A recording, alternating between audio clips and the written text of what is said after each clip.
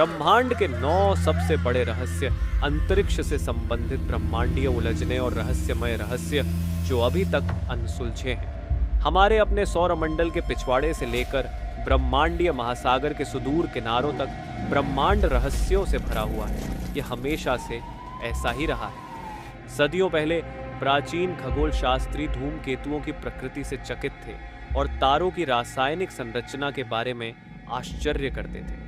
ये पुरानी पहेलियां अब सुलझ चुकी हैं, लेकिन जैसे जैसे बड़ी दूरबीनें और अधिक संवेदनशील उपकरण अंतरिक्ष में गहराई तक पहुंच रहे हैं, उनकी जगह नई पहेलियां सामने आ रही हैं। 8 अब हम ब्लैक होल, भौतिक नियमों की प्रकृति, सिरों तथा ब्रह्मांड में हमारे स्थान के बारे में प्रश्नों पर विचार करेंगे। जब आप हमारे द्वारा बताए गए सबसे बड़े ब्रह्मांडीय रहस्यों, जिनका कोई समाधान नहीं है, के बारे में सुनेंगे तो आपको एहसास होगा कि एक बात बहुत स्पष्ट है। सबसे बड़ा रहस्य स्वयं ब्रह्मांड है। ब्रह्मांड विज्ञानी इसके जन्म, संरचना और नियति को समझने का अथक प्रयास कर रहे हैं। निश्चित रूप से अभी तक इसका उत्तर नहीं मिला है, हालांकि आने वाले दशकों में इसका उत्तर अवश्य मिल जाएगा। और तब तक कौन जानता है कि हम कौन से नए रहस्य पूछना सीख चुके होंगे। इस बीच अंतरिक्ष, ब्रह्मांड और ब्रह्मांड की हर चीज से संबंधित सबसे बड़े रहस्य हम आपको बताने जा रहे हैं। कृपया ध्यान से बातों को सुने और समझें।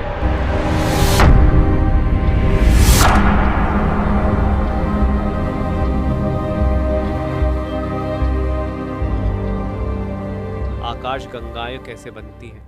इसका सरल उत्तर है गुरुत्वाकर्षण के माध्यम से। नवजात ब्रह्मांड में मूल पदार्थ समान रूप से फैला हुआ नहीं था।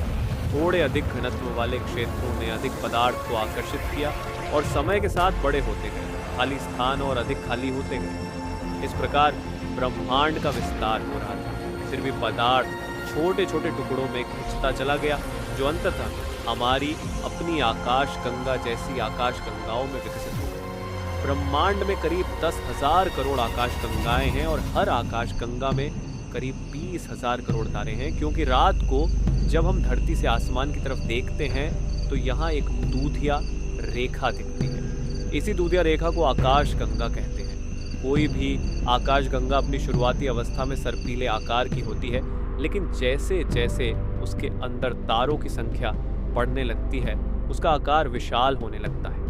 अनेक छोटी छोटी आकाश गंगाएं जब एक दूसरे से टकराती हैं तो उनका आपस में विलय हो जाता है, जिसके बाद एक बड़ी आकाश गंगा बनती है। क्या हमारा सौरमंडल अद्वितीय है? यह आश्चर्यजनक है कि यह प्रश्न पूछा जा सकता है। 1990 के दशक के मध्य तक खगोलविदों को अन्य सौर प्रणालियों के अस्तित्व के बारे में कोई जानकारी नहीं थी। यह सच है कि कुछ निष्फल ग्रहों की खोज की गई थी जो पल्सर की परिक्रमा कर रहे थे, सघन तारकीय शव जो प्रचुर मात्रा में घातक एक्स-रे उत्सर्जित करते हैं, लेकिन सूर्य जैसे तारों के ग्रहीय साथियों के बारे में कोई नहीं जानता था। तो क्या हमारे सौरमंडल की विशिष्टता के बारे में सवाल हल हो गया है? एक तरह से हाँ, अब हम जानते हैं कि यह एकमात्र नहीं है। खगोल शास्त्रियों को अब सूर्य जैसे अन्य तारों के बारे में पता है, जिनके साथ एक या एक से अधिक ग्रह भी मौजूद है। बाह्य ग्रहों की खोज करने वाले लोगों ने कई विचित्र बाह्य ग्रहों का सामना किया है, जिनमें गर्म बृहस्पति भी शामिल है, जो छोटी और तेज कक्षाओं में अंदर की ओर घूमते हैं तथा इस प्रक्रिया के दौरान अन्य ग्रहों को अत्यधिक लंबी पथों पर धकेल देते हैं या उन्हें प्रणाली से बाहर निकाल देते हैं। ऐसी प्रणाली में एक छोटा पृथ्वी जैसा विश्व संभवतः ग्रहीय बिलियर्ड्स के इस खेल में जीवित नहीं रह पाएगा। इस प्रकार जीवन के अनुकूल ग्रहों की संख्या कुछ लोगों की कल्पना से कम हो सकती है। दूसरी ओर वर्तमान दूरबीनें हमारी सौर प्रणाली जैसी किसी सौर प्रणाली का पता लगाने में असमर्थ हैं, हालांकि भविष्य की दूरबीनें ऐसा करने में सक्षम होंगी, तो वास्तव में वे बहुत अधिक संख्या में हो सकते हैं। आखिरकार प्रकृति कभी भी किसी भी चीज की केवल एक ही प्रतिलिपि नहीं बनाती है।